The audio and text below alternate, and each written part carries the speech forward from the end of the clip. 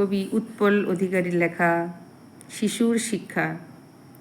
মন আকাশে ভেসে বেড়ায় ছোট্টবেলার স্মৃতি, মুগ্ধ হয়ে গাইছি কেমন সেই অমলিন গীতি।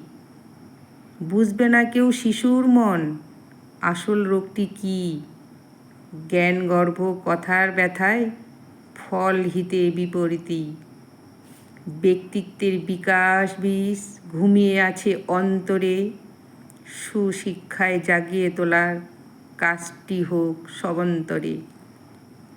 শিষ্টাচার, ভদ্রতা, নম্রতা শিশু শিক্ষার মানে।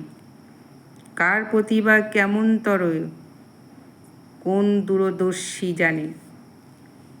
মূল্যবোধে জেগে উঠুক শিশুর কৌতূহলী প্রাণ, সুনাগরিক হবার লক্ষ্যে গাইতে থাকুক গান। নমস্কার।